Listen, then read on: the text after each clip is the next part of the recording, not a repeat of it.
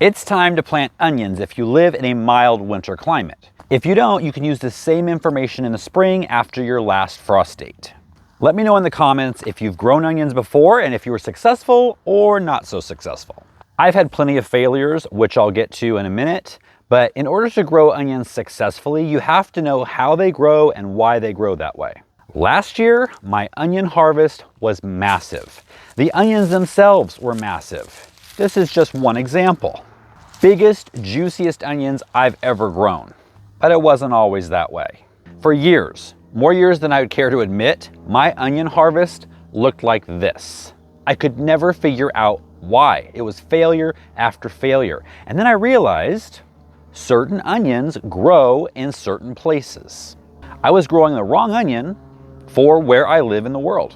Onions are photothermoperiodic, which means they are very sensitive to the daylight hours and the temperature in which they grow. So in the beginning of its life cycle, an onion seedling will put up a lot of greenery, and they will grow only greenery until the day length reaches a specific amount of hours. And that signals the onion to stop leaf production and to start bulb production, which is what you want unless you're growing green onions, and then it doesn't matter.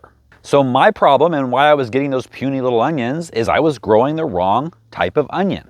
The onions I was growing were waiting for long days to switch from putting up leaves to starting work on growing the bulb. More daylight hours than I was ever going to have possible here. So different onions have different requirements for how many daylight hours they need. There's long day onions, short day onions, and intermediate day onions.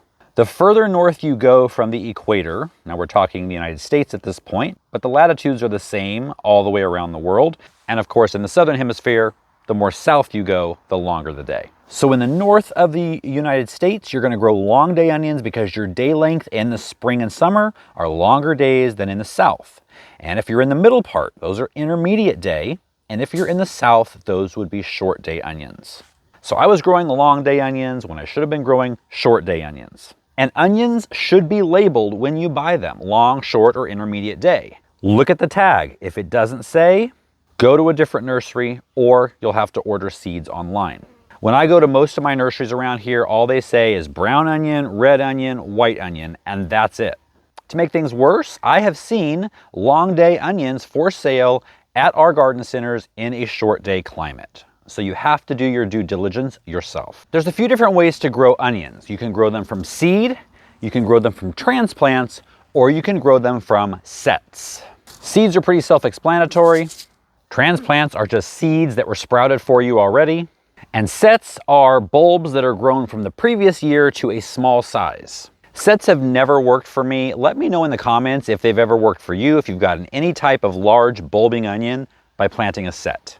So I prefer to grow from seed or transplant. So let's first start with seed. I like growing from seed because you get way more choices in terms of variety, and you can be sure you're getting the right day length onion for your area. So let's start with seeds. Super easy. Take some pre-moistened potting soil and fill a 6-pack with it. Sprinkle in your seeds. You can put a lot in each cell. Barely cover them with more potting soil. Keep them moist and in part shade until germination, and then move them to full sun. In a few weeks, they will look like this. Now, I prefer to sow in advance in a container like this because then I know every place I plant one of these, there's going to be a bulb that will grow. If I plant seed in the ground, if there's any problem with germination, I'm going to have a blank spot with no onion. Now, you can buy a container of onion starts like this from the garden center. Buying 6-pack containers of certain plants don't make a lot of financial sense to me. A 6-pack of lettuce or a 6-pack of cabbage, you're paying almost $1 per plant. However, a 6-pack of onions, there might be 100 or more onions in here for $4 to $6.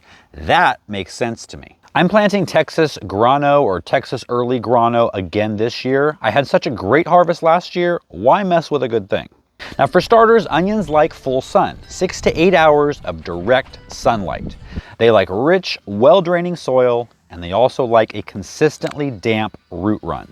We had a very wet winter last year, and I think that has a lot to do with the size of my harvest. Now I'm going to show you how to plant onions in containers and raised beds or the ground, but moisture content in containers is much harder to manage than in the ground or in raised beds.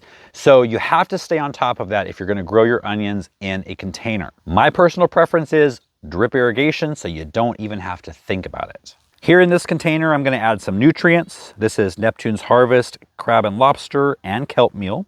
And I'm going to ensure good watering when rains aren't adequate by spiraling this drip tube a couple of times around. To separate the starts, because there's a lot in each one of these cells, swish them around in water to wash off the soil and then gently tease them apart. But again, these are tough little plants, so you don't have to really worry about being too gentle with them. And I'm going to plant each onion right by a drip emitter. As far as depth, plant about half of the white section. You want to space your onions about 10 to 12 inches apart, and you want to know that onions will be in place from now through July, up to 9 months. So you can sow lettuce seeds around them for the first few months to make the most of the space.